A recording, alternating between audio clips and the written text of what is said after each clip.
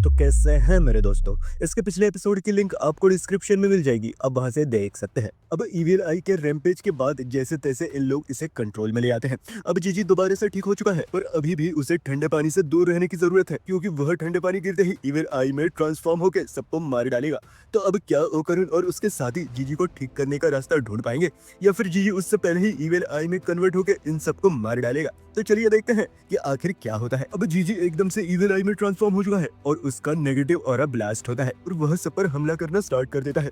पर मोमो सही टाइम पर उस पर गर्म पानी फेंककर उसे नॉर्मल कर देती है, जिससे कि वह सभी लोग बच जाते हैं। पर हम देखते हैं कि ईविल आई की वजह से उनका पूरा घर बुरी तरीके से तबाह हो चुका है। और तभी टर्बो ग्रैनी और आयरा जीजी को डांट लगा रहे होते हैं, और तभी जीजी ओकरुन पर हमला करने के लिए उससे माफी मांगने लगता है, जिसके लिए ओकरुन मान भी जाता है और उसे माफ कर देता है। अब सही को कहती है कि चीजें सच में हाथ से बाहर निकलती जा रही हैं। मोमो कहती है कि हम हर टाइम जीजी को लेकर केयरफुल नहीं हो सकते। तभी सही को कहती है कि तुमने सही कहा, क्योंकि अगर ऐसे ही चलता रहा तो कल तक हमारे पास रहने के लिए घर भी नहीं होगा। और तभी वहाँ पर कुछ अजीब से दिखने वाले लोग आ जाते हैं, जो कि अजीब तरह से पोजेस करने लग जाते हैं। तभी सही को उन्हें वापस भेज देती है और वह लोग वापस चले जाते हैं। तभी यह कहती है कि आखिरकार हयाशी कब आएंगे, और वैसे भी हमें एक फॉर्मेशन बनानी चाहिए, क्योंकि आयरा तो अपनी जगह पर बैठ ही नहीं रह सकती। और तभी आयरा और मोमो आपस में लड़ना स्टार्ट कर देते हैं, और तभी वह अजीब से दिखने वाले बंदे वापस आ जाते हैं, जो कि असल में हयाशी ग्रुप के ही लोग होते हैं। और वो आके खुद को इंट्रोड्यूस करते हैं, जिन्हें देखकर वह लोग हैरान हो जाते हैं, क्योंकि किसी को भी नहीं पता था कि हयाशी ग्रुप इतने रॉक एंड रोल टाइप के दिखते हैं। तभी हयाशी ग्रुप अपने इंस्ट्रूमेंट को सेट करने लगते हैं। ये कहती है कि जैसा मैंने इनके बारे में सोचा था, यह बिल्कुल भी वैसे नहीं है, और ये लगता है इसमें बहुत ज्यादा मजा आने वाला है। मोमो कहती है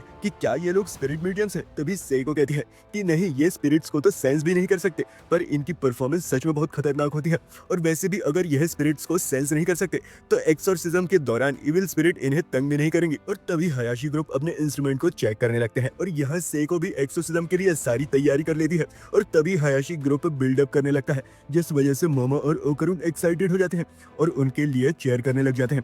हयाशी ग्रुप अपना रॉक बैंड स्टार्ट कर देते हैं, जो कि इतना ज्यादा पावरफुल होता है कि सभी लोग झूमने लग जाते हैं और इसे एंजॉय करने लगते हैं। और हम देखते हैं कि अभी यहाँ पर मौजूदा सारी आसपास की स्पिरिट्स भी हयाशी ग्रुप के गाने को सुनकर वहाँ पर आ जाती हैं और उनके गाने के साथ झूमने लगती है। अब जीजी, जो कि यहाँ पर लेटा होता है, उसे ईविल आई की यादें दिखाई देने लगती है, जिस वजह से वो एक्सोर्सिज्म को रोकने के लिए कहता है। तभी सेइको मोमो को अपनी साइकिक पावर से जीजी को पकड़ने के लिए कहती है, और जैसे ही मोमो उसको पकड़ती है, वैसे ही उसकी स्पिरिचुअल पावर से ईविल आई की स्पिरिट लिंक हो जाती है, जिस वजह से उसे ईविल आई की भी यादें दिखाई देने लग जाती है।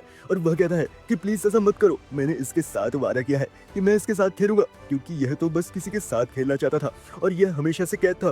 पर इसने सपना देखा था कि कभी ना कभी यह किसी ना किसी के साथ खेलेगा, पर अब जब यह आजाद हुआ है तो यह फिर से मरने वाला है। तो यह सच में बहुत ज्यादा सैड है, तो प्लीज इसे मत मारिए। मैं वादा करता हूँ कि मैं कोल्ड वाटर से दूर रहूंगा, तो प्लीज ऐसा मत कीजिए। तभी सेइको उठकर एक्सोर्सिज्म को बंद कर देती है। वह कहती है कि यहाँ पर अब कोई भी एक्सोर्सिज्म नहीं होगा, क्योंकि ईविल आई को अपनी फैमिली में मैं ज्वाइन करवाने वाली हूँ, जिससे सुनकर सभी लोग दंग रह जाते हैं। मोमो कहती है कि ग्रैंडमा अब सच में ऐसा करने वाली है। सेइको कहती है कि तुमने जीजी की बात सुनी है ना, और अब मुझे अच्छा लग रहा है कि वह ऐसा करना चाहता है।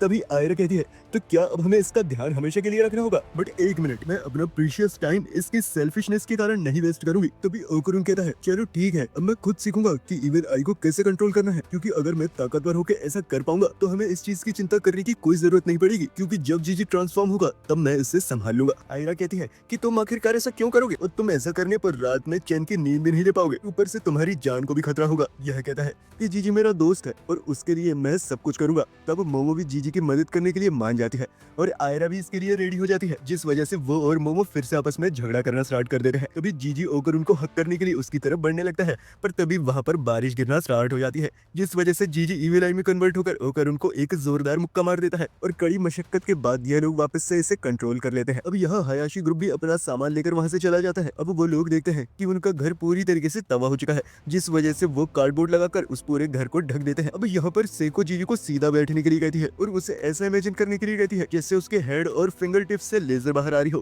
क्योंकि इस तरह वो अपने अंदर की पावर को कंट्रोल कर पाएगा।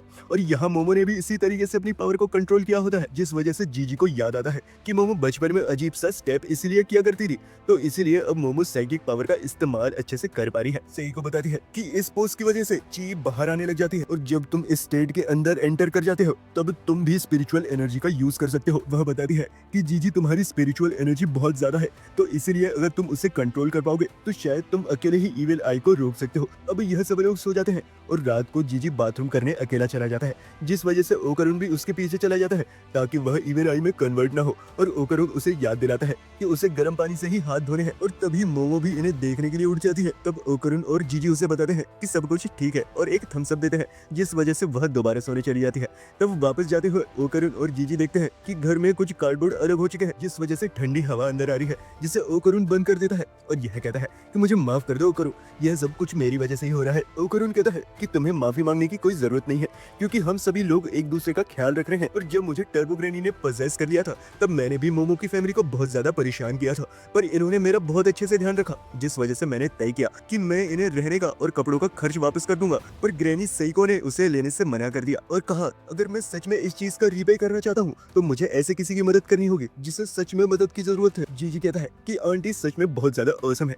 अब अगले दिन आयरा सबसे पहले उठ जाती है, क्योंकि वह टेंशन फ्री होकर सोई थी और अच्छे से तैयार होकर वह खाने की टेबल पर चली जाती है, जहाँ पर ओकरुन, जीजी और मोमो अभी भी नींद में होते हैं। तब आयरा ओकरुन को खाना देने लगती है, जिस वजह से मोमो भी आयरा से खाना मांगने लग जाती है, पर आयरा इसके लिए मना कर देती है और वह दोनों फिर से लड़ना स्टार्ट कर देते हैं। अब इसके बाद यह तीनों स्कूल के लिए निकल जाते हैं, जहाँ मोमो और आयरा ओकरुन के सामने एक दूसरे की बुराइयां कर रही होती है। और यहाँ स्कूल जाकर मोमो अपने दोस्तों को बताती है कि उसके घर की बहुत बुरी हालत हो चुकी है और इस कारण से उसके घर को पूरी तरीके से रीबिल्ड करना होगा, जिसके लिए उसे पार्ट टाइम जॉब चाहिए। तभी मोमो को बताती है कि उनकी एक क्लासमेट ट्रेरिना किसी को पार्ट टाइम हेल्प के लिए ढूंढ रही है, जिस वजह से मोमो उसकी मदद करने के लिए तैयार हो जाती है। बट तामिके कहती है कि मोमो मुझे नहीं लगता कि तुम यह काम कर पाओगी, क्योंकि तुम बहुत जल्दी ही बॉस के साथ लड़ना स्टार्ट कर देती हो। तब वो मोमो कहती है अरे वो तो मैं इसलिए लड़ती हूँ क्योंकि मुझे अनरीजनेबल चीजें पसंद नहीं आती, और वैसे भी अब चिंता मत करो, मैं अब बड़ी हो चुकी हूँ तो इसलिए मैं आसानी से हार नहीं मानूंगी। और यह सुनते ही तामिके और मोको को आइडिया आता है, जिस वजह से वह ओकरुन से मिलने चली जाती है। और वह ओकरुन को बताती है कि मोमो पार्ट टाइम जॉब करने चली गई है, जिस वजह से ओकरुन को अब उनके साथ एक डेट पर चलना पड़ेगा, पर ओकरुन इसके लिए मना करने लग जाते हैं। तब तामिके और मोको ओकरुन को जबरदस्त अपने साथ लेकर जाने लगते हैं और उसे बताते हैं कि यह डेट नहीं है, बस वो लोग साथ बैठकर चाय पियेंगे। अगर हम साथ चाय पियेंगे तो उसे हम डेट नहीं कहेंगे। ओकरुन कहता है कि अगर हम साथ में चाय पियेंगे तो उसे हम डेट ही कहेंगे। बट ये कहती है तो इसका मतलब यह है अगर मोमो और जीजी एक साथ चाय पियेंगे तो उसे भी डेट कहेंगे ना। यह कहता है बिल्कुल भी नहीं। यह लोग कहते हैं तो ऐसा बिल्कुल भी नहीं हुआ, तुम टेंशन मत लो और हमारे साथ चलो। अब वो लोग ओकरुन को लेकर एक रेस्टोरेंट में चली जाती हैं, जहाँ पर हम देखते हैं कि मोमो पार्ट टाइम जॉब करने आई होती है और ओकरुन को देखते ही वह शर्माने लग जाती है, जिस वजह से ओकरुन वहां से भागने की कोशिश करने लगता है और मीको और मोको उसे फिर से पकड़ लेती हैं। एंड गाइस इसी के साथ ही यह एपिसोड खत्म हो जाता है। तो गाइस कमेंट करके जरूर बताइएगा कि आपको यह वीडियो कैसा लगा, और अगर पसंद आए तो एक लाइक तो बनता है और सब्सक्राइब करना तो बिल्कुल भी ना भूलिएगा। आप मेरे चैनल की दूसरी वीडियोस भी देख सकते हैं, मैं ट्रेंडिंग एनिमेस पर वीडियोस बनाता रहता हूँ। So that's my time guys, bye.